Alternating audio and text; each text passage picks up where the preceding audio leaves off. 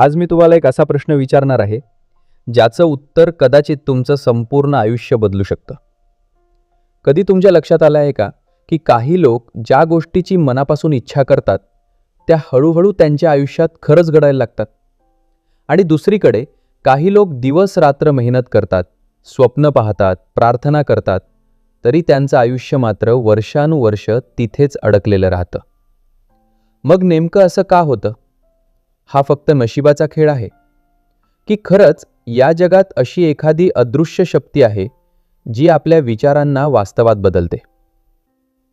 आज सोशल मीडियावर मॅनिफेस्टेशन हा शब्द खूप लोकप्रिय झाला आहे.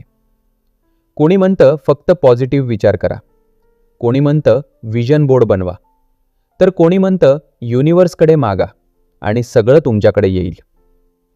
पण जर हे इतकं सोपं असतं तर आज प्रत्येक माणूस श्रीमंत असता, प्रत्येकाचं नातं आनंदी असतं आणि प्रत्येकाचं स्वप्न पूर्ण झालं असतं.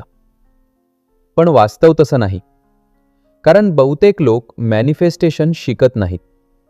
ते फक्त त्याबद्दलच्या गैरसमजांवर विश्वास ठेवतात. आणि इथेच या पुस्तकाची सुरुवात होते. लेखिका रॉक्सी नफुसी स्वतः अशा काळातून गेली होती जेव्हा तिच्या आयुष्यात दिशा नव्हती, आत्मविश्वास नव्हता आणि भविष्याबद्दल फक्त गोंधळ होता. तिने अनेक चढउतार अनुभवले, स्वतःच्या विचारसरणीचा अभ्यास केला आणि एक गोष्ट तिच्या लक्षात आली: आपण आपल्या आयुष्याला बदलण्याआधी आपल्या ओळखीला बदलणं गरजेचं असतं. याच अनुभवातून जन्माला आलं हे पुस्तक मॅनिफेस्ट. पण लक्षात ठेवा, हे पुस्तक जादू शिकवत नाही. हे पुस्तक तुम्हाला युनिव्हर्सकडून भेटवस्तू मागायला शिकवत नाही. हे पुस्तक तुम्हाला अशी व्यक्ती बनायला शिकवतं जिच्याकडे यश, संधी आणि योग्य लोक नैसर्गिकपणे आकर्षित होतात. आणि कदाचित हीच गोष्ट आजपर्यंत तुम्हाला कोणी सांगितली नसेल. या व्हिडिओमध्ये आपण इंटरनेटवर फिरणारे अर्धवट सल्ले किंवा मोटिवेशनल डायलॉग ऐकणार नाही. आपण समजून घेणार आहोत मेंदू आपल्या निर्णयांवर कसा परिणाम करतो, भीती आपल्या स्वप्नांना कशी थांबवते, आपले विश्वास आपल्या भविष्याचा आकार कसा ठरवतात. आणि पॉइंट 1, तुमचं आयुष्य बदलायचं असेल तर आधी तुमची दृष्टी बदलावी लागेल. प्रत्येक मोठ्या बदलाची सुरुवात एका स्पष्ट चित्रापासून होते. कल्पना करा, जर मी तुम्हाला आत्ता विचारलं 5 वर्षानंतर तुम्हाला नेमकं कसं आयुष्य जगायचं आहे, तर तुमचं उत्तर काय असेल? अनेक लोक म्हणतील, मला श्रीमंत व्हायचं आहे, मला आनंदी राहायचं आहे, मला यशस्वी व्हायचं आहे. पण थोडा विचार करा, हे उत्तर आहे का, की फक्त एक इच्छा आहे? लेखिका सांगते, आपल्यापैकी बहुतेक लोक स्वप्न तर पाहतात, पण त्या स्वप्नांना आकार देत नाहीत. आपल्याला वाटतं मला चांगलं आयुष्य हवं आहे. पण चांगलं म्हणजे नेमकं काय? किती पैसा, कसं घर, कसं काम, कोणत्या प्रकारचे लोक, कोणती जीवनशैली? याचं स्पष्ट उत्तर आपल्याकडे नसतं. आणि इथेच पहिली चूक होते. कारण अस्पष्ट विचार अस्पष्ट आयुष्य निर्माण करतात. जरा एका प्रवासाचा विचार करा.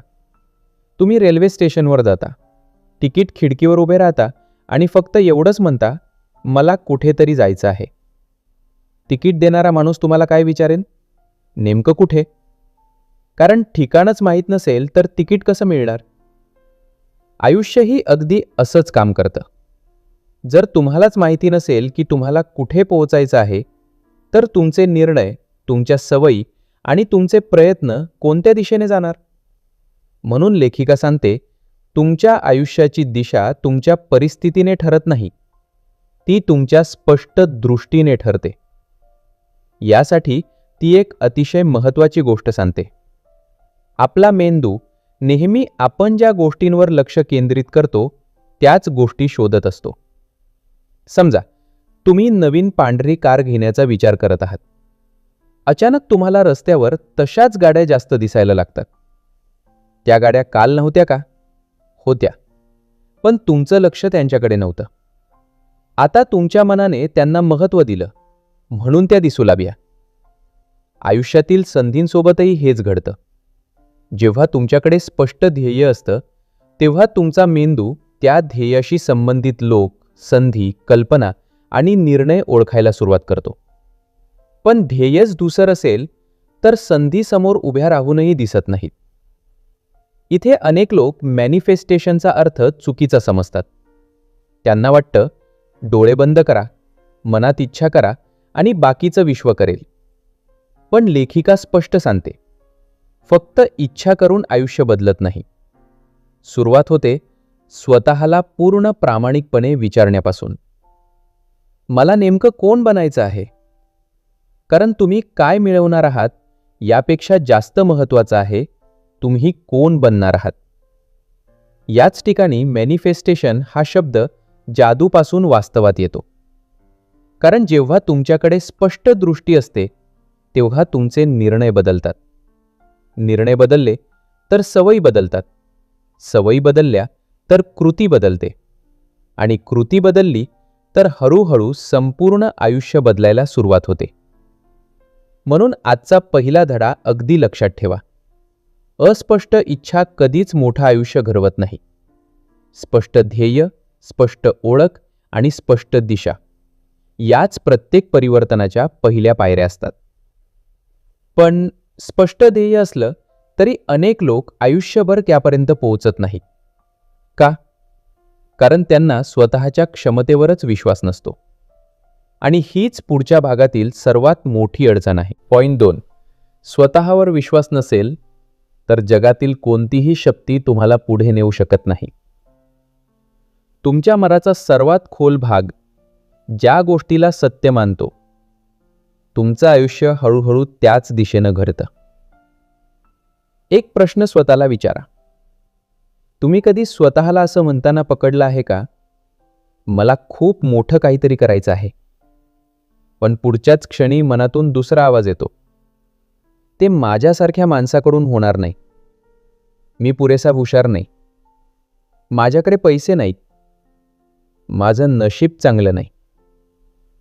जर असं होत असेल तर समस्या तुमच्या स्वप्नांमध्ये नाही, समस्या त्या आवाजामध्ये आहे जो सतत तुम्हाला थांबवत असतो.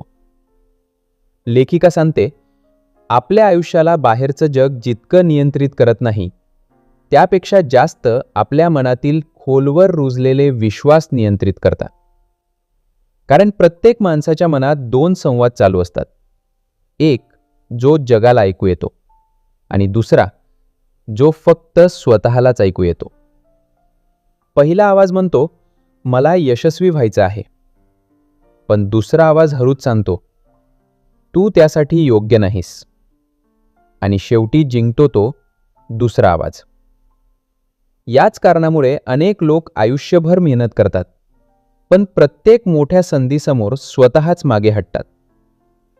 कल्पना करा, 2 मित्र एकाच मुलाखतीसाठी जातात. दोघांकडे सारखंच शिक्षण आहे, सारखाच अनुभव आहे. फरक फक्त एकच आहे. पहिला मनात म्हणतो, मी प्रयत्न करेन, माझ्याकडे क्षमता आहे. दुसरा मनात म्हणतो, माझी निवड होणारच नाही. दोघांनीही मुलाखत दिली, पण त्यांच्या बोलण्यामध्ये, शरीराच्या हालचालींमध्ये, आत्मविश्वासामध्ये आणि निर्णयांमध्ये प्रचंड फरक दिसून येतो.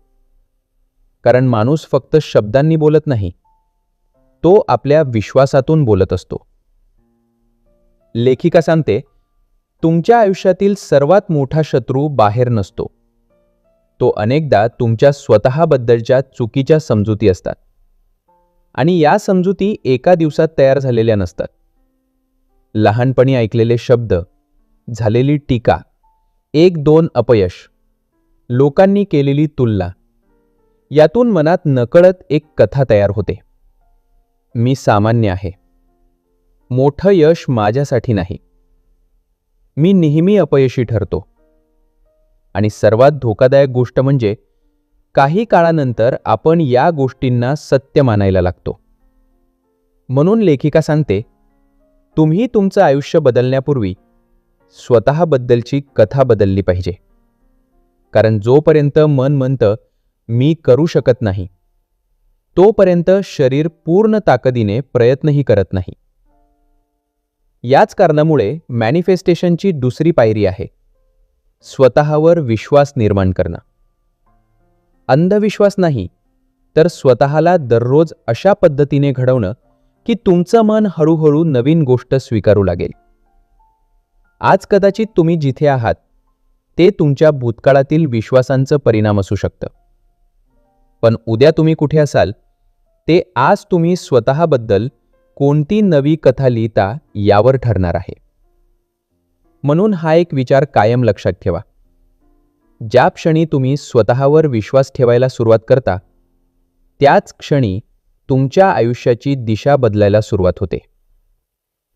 पण विश्वास असूनही अनेक लोक पुढे जात नाहीत, कारण त्यांच्या मार्गात अजून एक अदृश्य अडथळा उभा असतो आणि त्याचं नाव आहे भीती. पॉइंट 3, भीती. तुमच्या स्वप्नांपेक्षा मोठी झाली तर आयुष्य तिथेच थांबतं. आपल्याला अपयशापेक्षा जास्त भीती असते स्वतःची खरी क्षमता वापरण्याची. एक गोष्ट लक्षात घ्या, या जगात बहुतेक लोक अपयशी होत नाहीत, ते सुरुवातच करत नाहीत. का? कारण त्यांच्या मनात सतत एकच प्रश्न फिरत असतो, जर मी हरलो तर, लोक हसले तर, माझ्याकडून चूक झाली तर. आणि हळूहळू ही भीती त्यांच्या भविष्यापेक्षा मोठी बनते. लेखिका सांगते, भीती म्हणजे वास्तव नसतं, भीती म्हणजे अजून घडलंच नाही अशा गोष्टीची कल्पना.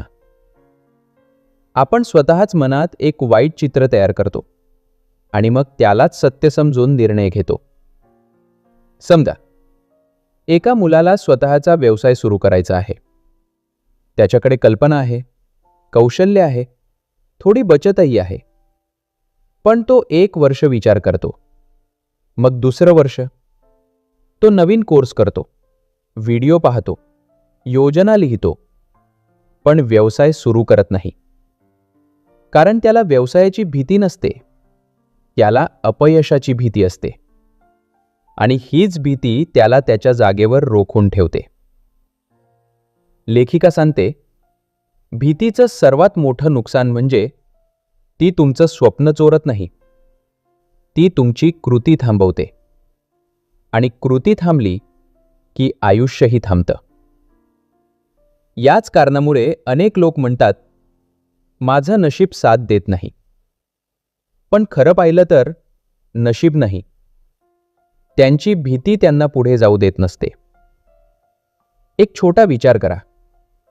जर एखादं लहान मूल चालायला शिकताना पहिल्यांदाच पडल्यावर ठरवलं असतं, मी पुन्हा चालणार नाही, तर आज तो चालू शकला असता का?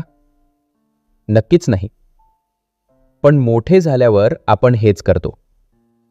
एक अपयश आलं, एक नकार मिळाला, एक व्यवसाय बंद पडला आणि आपण ठरवतो, हे माझ्यासाठी नाही. लेखिका सांगते, अपयश म्हणजे शेवट नसतो, तो फक्त दिशा बदलण्याचा संकेत असतो. मॅनिफेस्टेशन म्हणजे भीती संपण्याची वाट पाहणं नाही, तर भीती असूनही पुढचं पाऊल टाकणं. कारण धैर्य म्हणजे भीती नसणं नाही, तर भीतीसोबत चालत राहणं.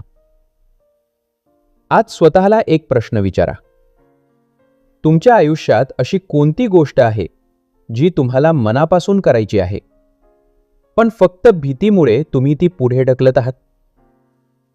कदाचित तोच निर्णय तुमचं संपूर्ण भविष्य बदलू शकतो. म्हणून हा धडा कायम लक्षात ठेवा. भीती नेहमी तुम्हाला सुरक्षित ठेवते, पण सुरक्षित जागा कधीच मोठं आयुष्य घडवत नाही. आणि जेव्हा तुम्ही भीती असूनही कृती करता, तेव्हाच विश्वालाही दिसायला लागतं की तुम्ही खरंच तयार आहात. पण फक्त भीतीवर मात करणं पुरेसं नाही, कारण पुढची चूक अनेक लोक नकळत करतात. ते यशस्वी व्यक्तीसारखं आयुष्य तर हवं असतं, पण त्यांच्यासारखं वागायला ते तयार नसतात.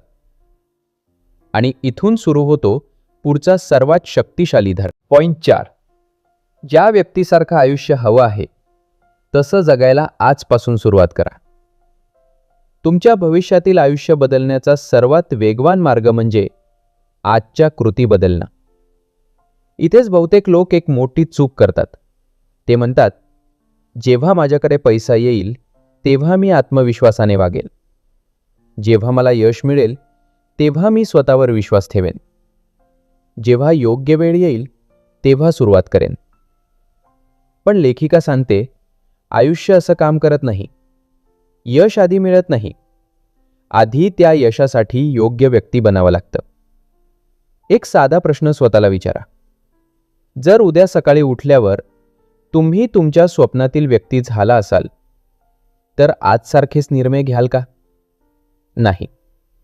तुमचं बोलणं बदलेल. तुमचा वेळ वापरण्याची पद्धत बदलेल. तुमच्या सवयी बदलतील. तुमचे प्राधान्यक्रम बदलतील. म्हणून लेखिका सांगते, भविष्य बदलण्याचा प्रयत्न करू नका. आजचा स्वभाव बदला. समजा एका व्यक्तीला निरोगी शरीर हवं आहे. तो रोज म्हणतो, सोमवारपासून व्यायाम सुरू करेन. पण प्रत्येक सोमवार पुढे ढकलला जातो आणि वर्षभरानंतरही तो तिथेच असतो. दुसरीकडे एक व्यक्ती पहिल्या दिवसापासून स्वतःला निरोगी माणूस समजून वागायला सुरुवात करतो. तो परिपूर्ण नसतो, पण रोज थोडं चालतो, पाणी जास्त पितो, झोपेची काळजी घेतो. हळूहळू त्याच्या छोट्या कृती त्याची नवीन ओळख बनवतात. यालाच लेखिका खरा बदल म्हणते. कारण आयुष्य मोठ्या निर्णयांनी कमी आणि रोजच्या छोट्या सवयींनी जास्त बदलतं. तुम्हाला यशस्वी उद्योजक व्हायचं असेल तर आज तुम्ही वेळ कसा वापरता? नवीन गोष्टी शिकता का? निर्णय घेण्यापासून पळता का की जबाबदारी स्वीकारता? तुम्हाला चांगलं नातं हवं असेल तर तुम्ही स्वतः चांगला माणूस बनण्यासाठी काय करत आहात? कारण आपण अनेकदा परिणाम मागतो, पण त्या परिणामाला पात्र बनण्यासाठी तयार नसतो. लेखिका सांगते, तुम्ही ज्या आयुष्याची इच्छा करता त्या आयुष्याशी जुळणाऱ्या कृती रोज केल्या तर हळूहळू तुमचं मन, तुमच्या सवयी आणि तुमची ओळख बदलायला लागते. आणि जेव्हा ओळख बदलते तेव्हा परिणाम बदलायला वेळ लागत नाही. म्हणून आजपासून स्वतःला हा एक प्रश्न रोज विचारा. मी ज्या व्यक्तीसारखं आयुष्य जगायचं स्वप्न पाहतो ती व्यक्ती आज या परिस्थितीत काय निर्णय घेतली असती? आणि मग तेच करा. सुरुवातीला ते कठीण वाटेल, पण प्रत्येक योग्य कृती तुमच्या नवीन आयुष्याची वीट बनत जाईल. हा धडा कायम लक्षात ठेवा. तुमचं भविष्य उद्या तयार होत नाही. ते आजच्या छोट्या निर्णयांमध्ये शांतपणे घडत असतं. पण योग्य विचार आणि योग्य कृती असूनही अनेक लोकांना अपेक्षित परिणाम मिळत नाहीत. कारण ते एक गोष्ट विसरतात. स्वप्न पाहणं पुरेसं नसतं. त्यासाठी सातत्याने कृती करणंही तितकंच आवश्यक असतं. पॉइंट 5. संधी दार ठोठावते, पण ते दार उघडून आत चालत तुम्हालाच जावं लागतं. फक्त इच्छा बाळगून आयुष्य बदलत नाही. कृती केल्यावरच बदल सुरू होतो. आतापर्यंत आपण समजलो, स्पष्ट ध्येय हवं, स्वतःवर विश्वास हवा, भीतीवर मात करावी लागते आणि आपल्या स्वप्नांशी जुळणारं आयुष्य जगायला सुरुवात करावी लागते. पण आता लेखिका या पुस्तकातील सर्वात महत्त्वाचा आणि सर्वात मोठा गैरसमज दूर करते. अनेक लोकांना वाटतं मॅनिफेस्टेशन म्हणजे बसून वाट पाहणं. एक दिवस विश्व सगळं स्वतःहून देईल, योग्य वेळ येईल, योग्य माणसं भेटतील, योग्य संधी मिळेल आणि आयुष्य अचानक बदलून जाईल. पण लेखिका स्पष्ट सांगते, विश्व तुमच्यासाठी संधी निर्माण करू शकतं, पण त्या संधीचं यशात रूपांतर करणं हे तुमच्याच हातात असतं. कल्पना करा, तुम्ही अनेक दिवसांपासून एका मोठ्या कंपनीत नोकरी मिळावी म्हणून प्रयत्न करत आहात. एक दिवस अचानक तुमच्या मोबाईलवर संदेश येतो, उद्या मुलाखतीसाठी या. ही एक संधी आहे. पण जर तुम्ही भीतीमुळे गेलाच नाही किंवा तयारी केली नाही तर ती संधी तुमचं आयुष्य बदलणार का? नाही. कारण संधी मिळणं आणि तिचा उपयोग करणं या दोन वेगळ्या गोष्टी आहेत. लेखिका सांगते, अनेक लोक संधी गमावतात आणि मग म्हणतात, माझं मॅनिफेस्टेशन काम केलं नाही. पण खरं पाहिलं तर त्यांनीच त्या संधीकडे पाठ फिरवली असते. समजा एका विद्यार्थ्याला त्याच्या आवडत्या शिक्षकासोबत काम करण्याची संधी मिळाली, पण त्याने विचार केला, मी अजून तयार नाही, आणि त्याने नकार दिला. काही महिन्यांनी तीच संधी दुसऱ्या कोणाला मिळाली आणि त्या व्यक्तीचं आयुष्य बदललं. फरक नशिबाचा नव्हता, फरक कृतीचा होता. याच कारणामुळे लेखिका सांगते, मॅनिफेस्टेशन म्हणजे फक्त विचार करणं नाही, तर प्रत्येक संधीला उत्तर देण्याची तयारी ठेवणं. तुम्ही विश्वाला सांगता, मला नवीन आयुष्य हवं आहे. विश्व म्हणतं, ठीक आहे, ही संधी घे. पण पुढचं पाऊल तुम्हालाच टाकावं लागतं. एक शेतकरी बी पेरतो. त्याला माहिती असतं, पाऊस कधी पडेल हे त्याच्या हातात नाही. पण बी पेरायचं की नाही हे पूर्णपणे त्याच्या हातात आहे. जर त्याने बीज पेरलं नाही तर पाऊस पडूनही काहीच उगवणार नाही. आयुष्यातही अगदी हेच घडतं. संधी म्हणजे पाऊस आणि कृती म्हणजे बी. दोन्ही एकत्र आले तरच पीक उगवतं. लेखिका सांगते, स्वप्न पाहणारे लाखो असतात, पण संधी दिसताच कृती करणारे फार कमी असतात. आणि म्हणूनच यशस्वी लोक वेगळे दिसतात. ते प्रत्येक संधी परिपूर्ण असल्यामुळे स्वीकारत नाहीत, तर त्या संधीमधून स्वतःला घडवण्यासाठी स्वीकारतात.